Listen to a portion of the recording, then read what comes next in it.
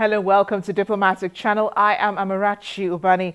This week we're going into the UN General Assembly, which began on Friday. President Muhammadu Buhari addressed the Assembly. Though a man of few words, the Assembly was impacted with his message calling for greater global cooperation to achieving the Sustainable Development Goals.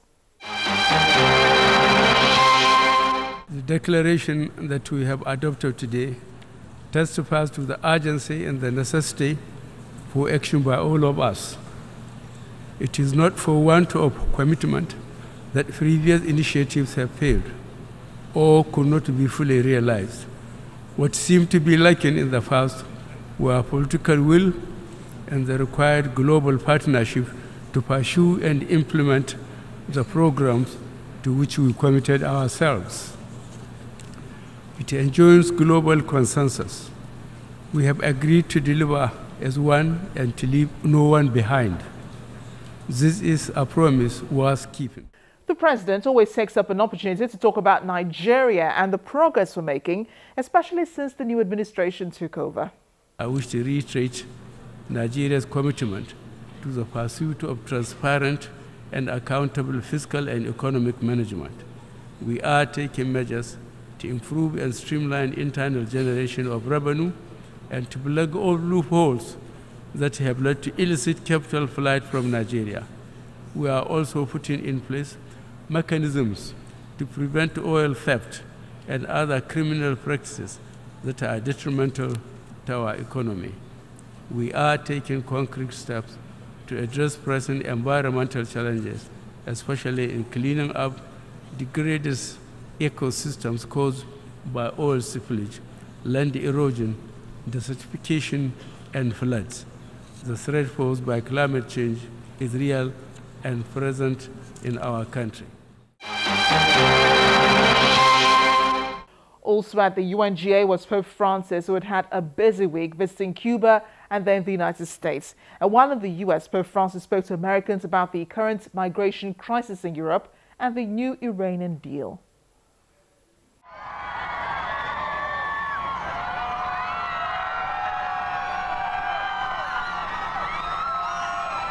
Pope Francis' visit to the United States had been highly anticipated, from the presidency to the lawmakers to ordinary Americans looking forward to catching a glimpse of the conversational Pope.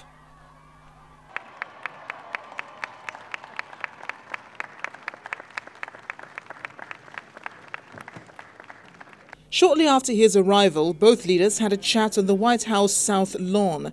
In front of a crowd of 15,000 people, Pope Francis urged the United States to tackle climate change at this critical moment of history, but he praised President Barack Obama for his efforts at reducing air pollution. Climate change is a problem we can no longer be left to a future generation.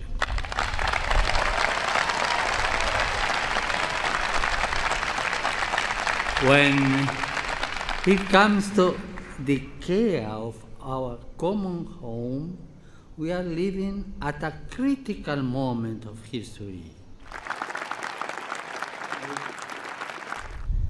I would like all men and women of goodwill in this great nation to support the efforts of the international community to protect the vulnerable in our world.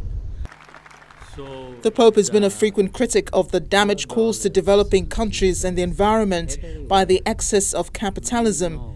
This year, he released a papal document demanding swift action on climate change. The Pope has also been attributed to having intervened in thawing relations between America and Cuba, from which he had turned before embarking on his journey to the U.S. President Obama acknowledged his support.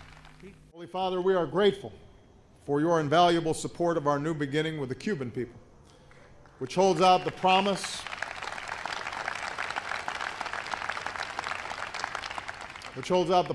of better relations between our countries, greater cooperation across our hemisphere, and a better life for the Cuban people.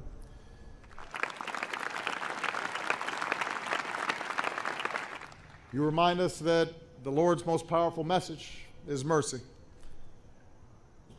That means welcoming the stranger with empathy and a truly open heart.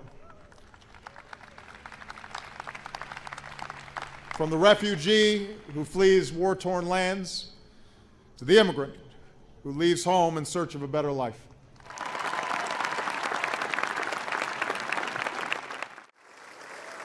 The Pope's message was tougher as he addressed a rare joint session of the U.S. Congress on Thursday. He told Congress to reject hostility to immigrants and treat them humanely. When the stranger in our midst appeals to us, we must not repeat the sins and the errors of the past.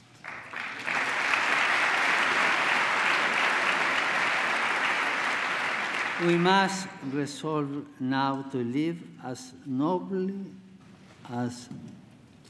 and as justly as possible, as we educate new generations not to turn their back on our neighbors and everything around us. He also spoke emphatically on a touchy subject in the United States, abortion. Pope Francis said every life is sacred. Also reminds us of our responsibility to protect and defend human life at every stage of its development.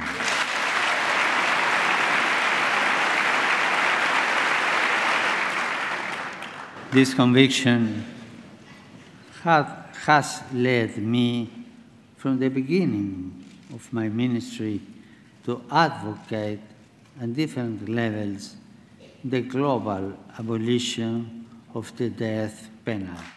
When he addressed the UN General Assembly on Friday, Pope Francis condemned the craving for material gains and power, telling world leaders that greed is destroying the Earth's resources and aggravating poverty.